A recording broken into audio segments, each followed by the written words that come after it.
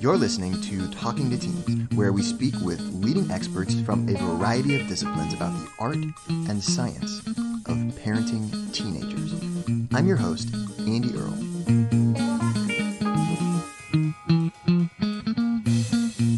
We're here today with Natalie Wexler, talking about the education system and how the education system is broken and what we need to do to fix it. Natalie is an education journalist whose work has appeared in the New York Times, The Atlantic, The Washington Post, and she contributes to Forbes.com. She's also the author of The Writing Revolution, a guide to advancing thinking through writing in all subjects and grades. She's also an essayist, lawyer, and legal historian. Today, we're going to be talking about Natalie's new book, The Knowledge Gap. Do you know what curriculum they're using at your teenager's school? Have you checked out any of the research to see how that curriculum stacks up against all the other options out there? The curriculum that a school uses is really, really important.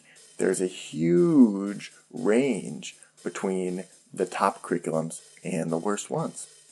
If you don't pay attention to the curriculum at your teen's school, you might not be setting them up for success. Let's talk about our broken education system and how to fix it. Natalie, thank you so much for coming on the show today.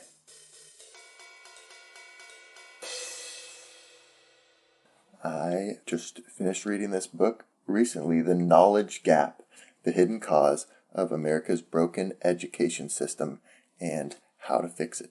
Can you talk to me at all about what inspired this book, or where did this come from? Sure, I'd be happy to.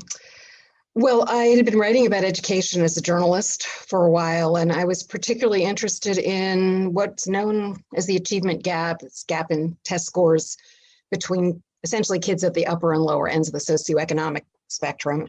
And what I thought, and what a lot of people thought, is that the real problem is high school, that's where everything seems to fall apart. We appear to be making progress at lower grade levels, but then something happens when kids get to high school.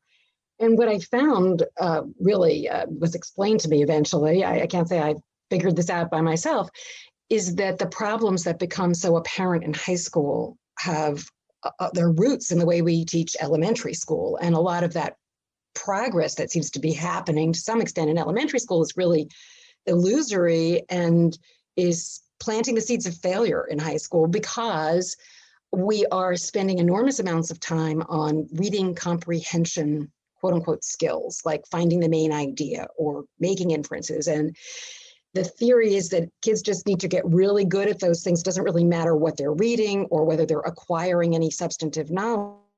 But cognitive scientists have known for a long time that that's really not the way reading comprehension works, that in fact, what's really important isn't some general skill at finding the main idea, but how much knowledge you have relating to the topic.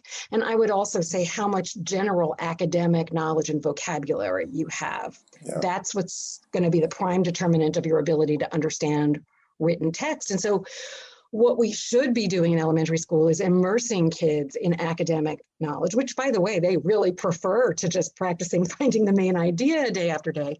And then when they get to high school, they'll have the background knowledge, they'll have the vocabulary to access what they're supposed to be accessing at a high school level. Right now, we are holding them accountable for knowledge to which we have denied them access, which is not really fair.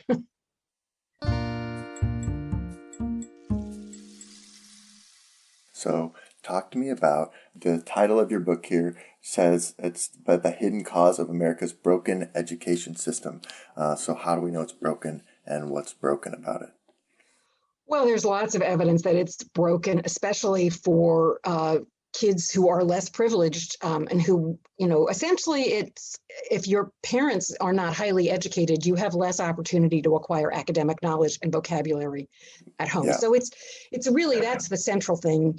It's just that measure, education is highly correlated with class and race. And so it really looks like a class issue or a racial issue, but it is primarily, I would say, an issue of parental level of education.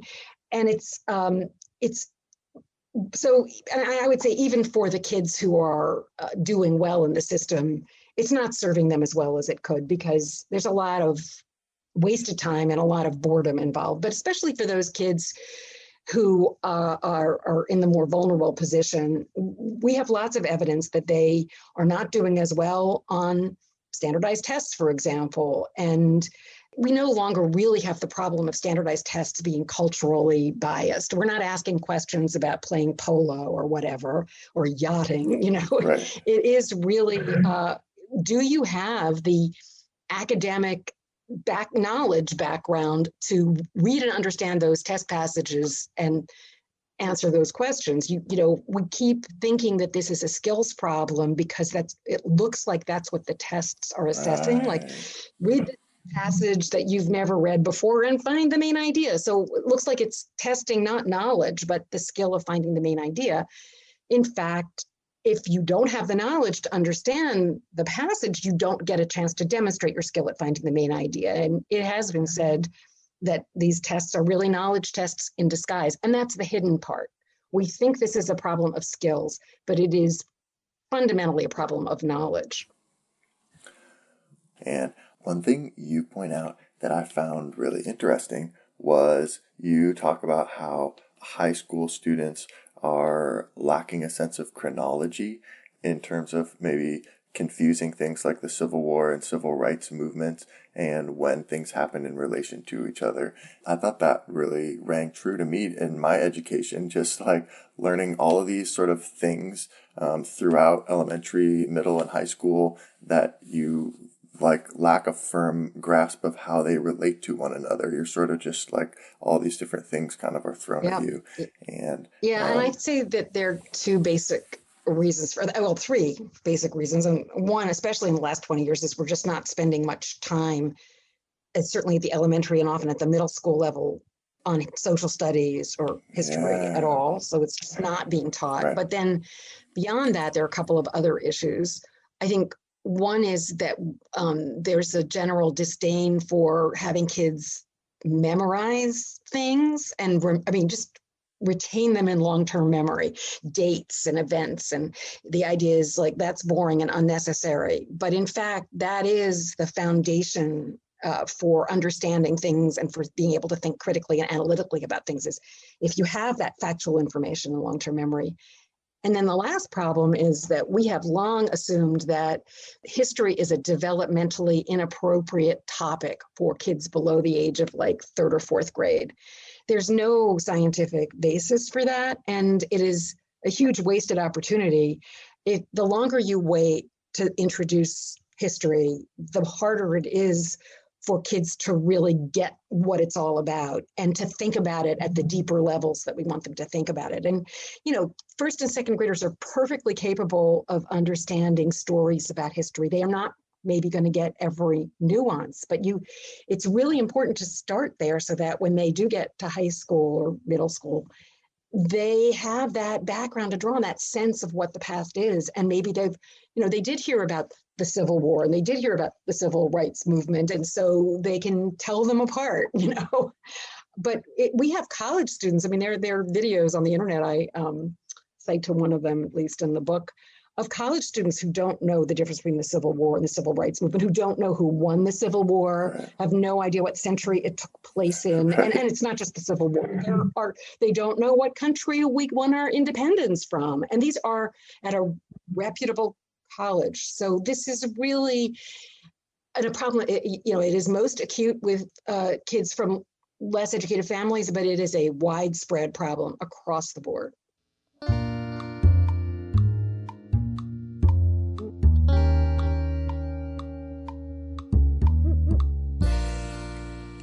You just talked briefly about this earlier, but you really use a term that I thought was really helpful in the book, and I wonder if you could talk a little bit about it. It's called the Matthew effect. What is that, and how does that work? Yeah. Well, I mean, it's a general Matthew effects is a general term that I think sociologists use, but it has a particular meaning in the education context. And the Matthew comes from the Gospel of Saint Matthew, and the part that can be rendered in modern terms as the rich get richer and the poor get poorer. Right. And what it refers to is if in reading is kids who start out with, well, first of all, two things: the ability to just read words, to decode words, Yeah. which is also hugely important, and which we also unfortunately do a very poor job of teaching for the most part. And but also the background knowledge to understand what they're reading. So those are the two basic components of reading, right? You have to be able to read the words and understand them.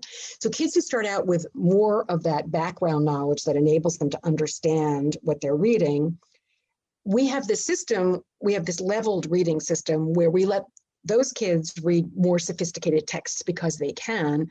And that it's not that background knowledge just helps you understand what you're reading. It also helps you retain new information from what you're reading because you have more just space and cognitive capacity for that.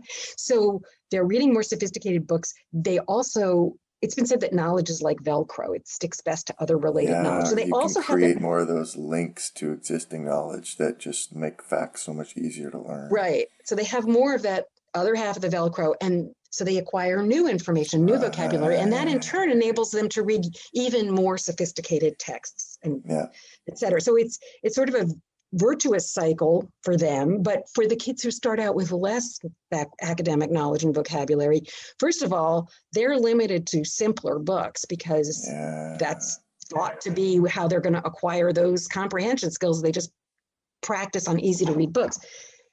And so they're being exposed to less information, but they also have less of that other half of the Velcro to retain whatever new information and vocabulary there is in those books. And so what happens is that every year that goes by, that gap between those two groups, the quote unquote good readers and the poor readers, gets larger. And by the time they get to high school, it can be quite large and almost impossible to narrow. So that's why it's so important to start early. Not that it's impossible to do anything at the high school level. It is possible, but it's just a lot harder. It's really so much easier if we start building knowledge early. So what does that actually look like at the middle school and high school level, I guess? Like, what does the gap look like at that point? Or I've talked to teachers in high poverty high schools, and often what this focus on reading and math and reading comprehension skills continues through middle school in schools where test scores are low, because the theory is we want to boost those reading scores, so we need to work on those reading skills. And they cut out social studies and they cut out science and art, which unfortunately those are the subjects that have the most potential to build academic knowledge and vocabulary because they're rich in content. So what can happen is kids get to high school without ever having had systematic exposure to history or science, et cetera. And, they're expected to read high school level textbooks. But now I've talked to teachers at high poverty high schools. I've volunteered in some, and I know there are kids at all levels of ability, but it's not uncommon to have kids come into high school who are missing very basic information about the world, like the difference between a city and a state, or a country and a continent, who can't find the United States on a map of the world or their hometown on a map of the United States. And I live in Washington, D.C., and I have talked to teachers here at all grade levels who have told me, and I've seen this, if you ask a kid to find where they live, Washington, D.C., on a map of the United States, they'll look around and they may well point to Washington State because they have no idea. And it's not because they can't learn these things. It's because no one has taught them these things, or at least hasn't taught them in a way that will stick.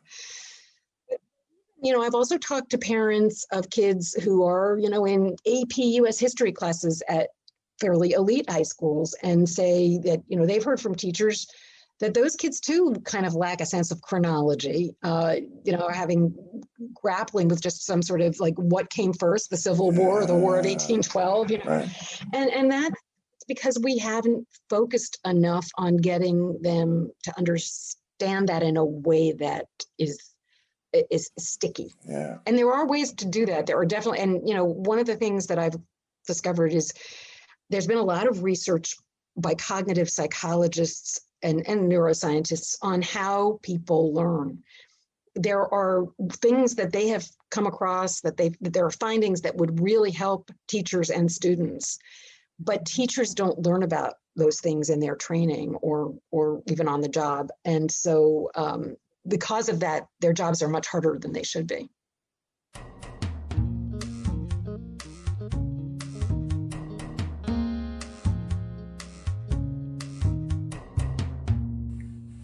It strikes me after reading through all of this about how comprehension relies so heavily on background knowledge about the topic that you're reading, how helpful it is to read like broad variety of subjects and topics and different authors with different viewpoints.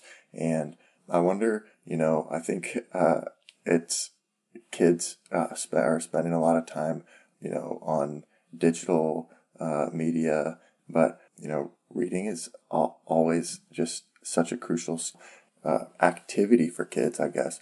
How else can we just like help teenagers to get more background knowledge, or is it just about encouraging them to read more, or are there different like activities that we can be doing with them, or? I think, yes, I think it's going to depend to some extent on the kid and how much background knowledge they're missing. But, I think parents, if they start early, there are lots of things they can do. We hear a lot about reading aloud to kids, but reading aloud and having discussions is what's really important, talking about what you've read, and also sticking with a topic for a couple of weeks, maybe. If your child is interested in a topic, find several books on that topic to either read together, or maybe then the kid will be in a better position to read independently once he or she has familiarity with the topic. Totally. Once kids get to the high school level, it's a little more difficult. I think that little kids are just so curious about things. So it's kind of, it's not much of a challenge to get them to learn stuff. I think teenagers are more likely to, say, well, what does that have to do with me? Or, I'm not interested in that. Apathetic. But I think the thing that has the most potential to work, and it's hard for parents to do this, but it's not impossible.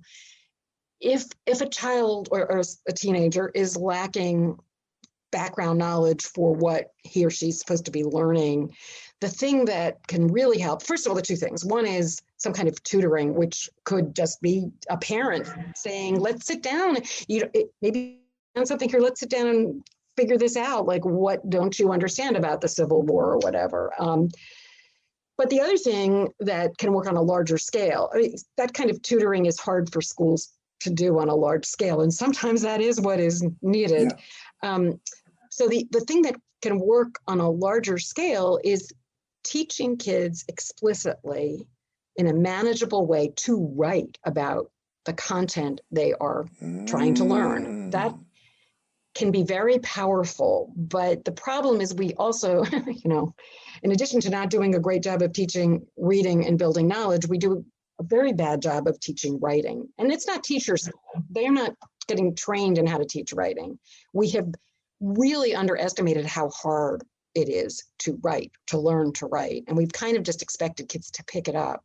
But if you start at the sentence level, if that's what kids need, even if they're in high school, and also sentences can be very powerful ways of building knowledge if they're designed in carefully. That has huge potential to boost reading comprehension, definitely to build knowledge, to fill in gaps in background knowledge, and to foster analytical thinking, because it really forces you to connect bits of information when you're writing about something.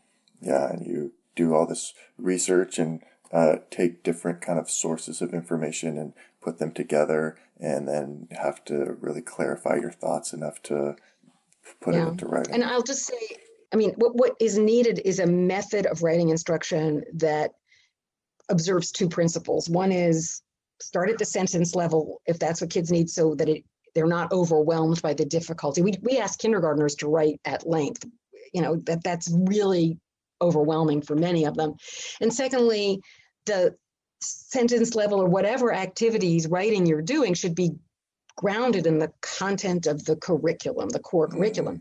And there's only one method of writing instruction I know of that observes both of those principles, and that's called the Writing Revolution, which is the other book I co-authored with a woman named Judith Hockman, who's a veteran educator who developed this method of writing instruction over a long teaching career.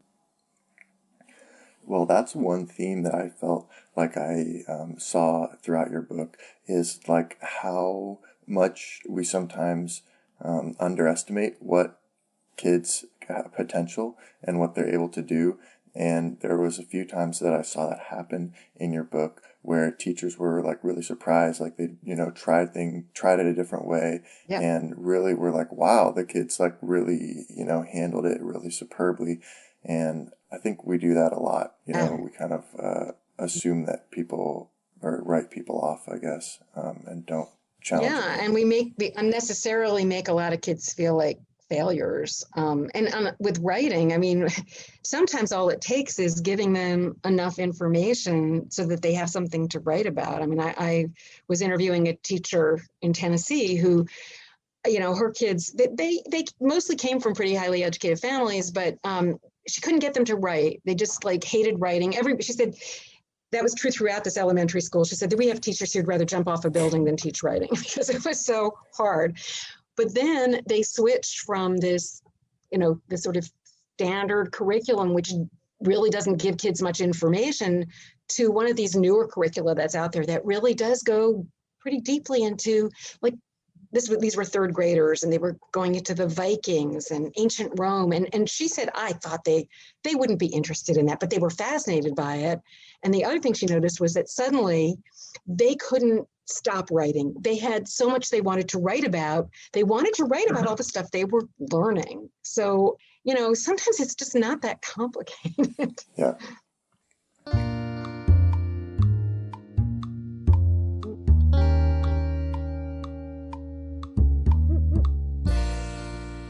I hear a lot of people talking about personalized learning and letting people decide for themselves like what they want to learn about.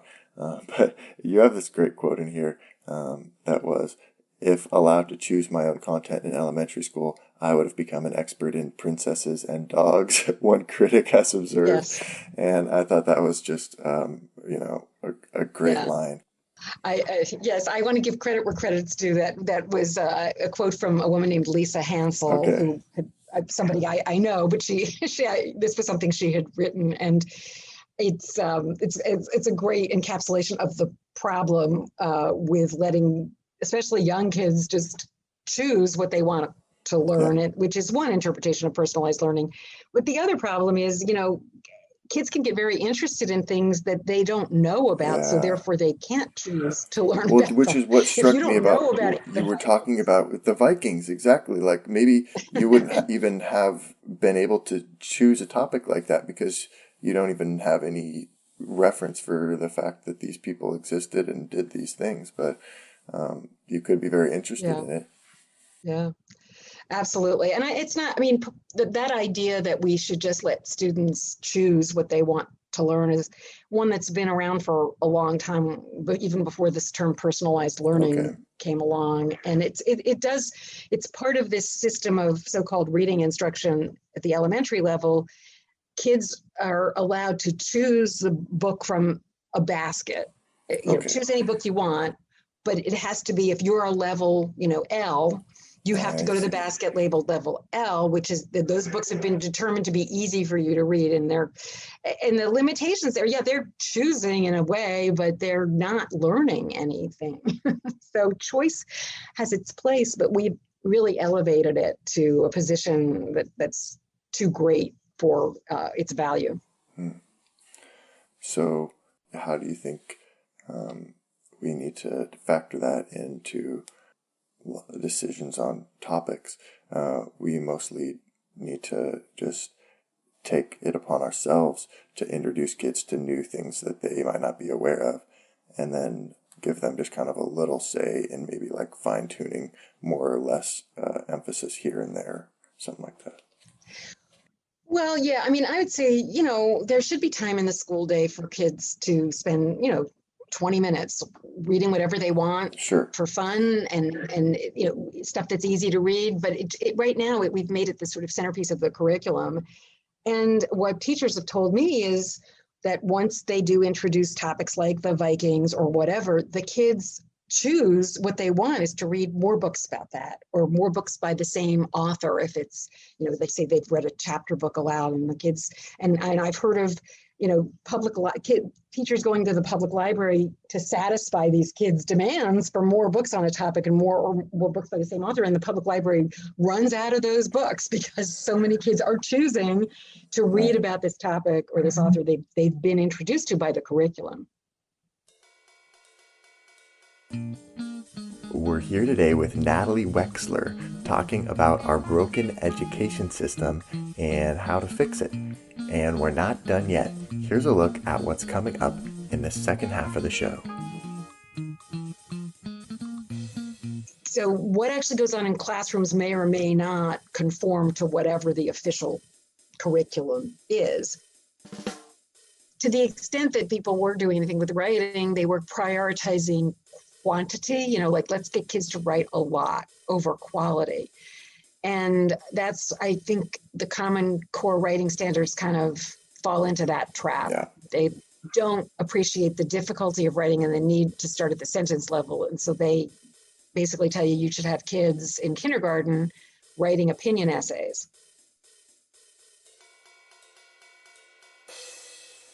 The Common Core has been really misunderstood. And I think it was partly because of the way it was constructed, which was we can't mention any content, right? So we're just gonna put out these reading and math standards, and the reading standards, like most state reading standards, are phrased in terms of skills. And so in a state standard is like, oh, you're gonna, students in third grade will be able to find the main idea.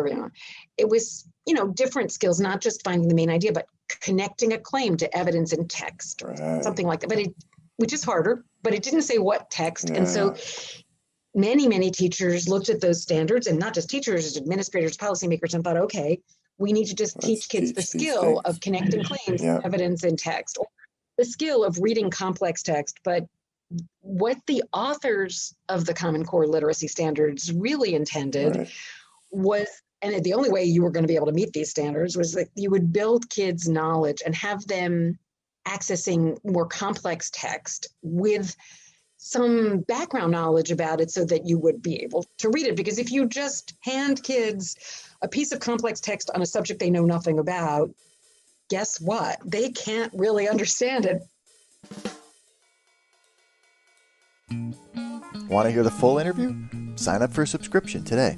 You get access to all the interviews I've conducted, as well as new episodes weeks before the general public. It's completely affordable, and your subscription helps support the work we do here at Talking to Teens. Thanks for listening.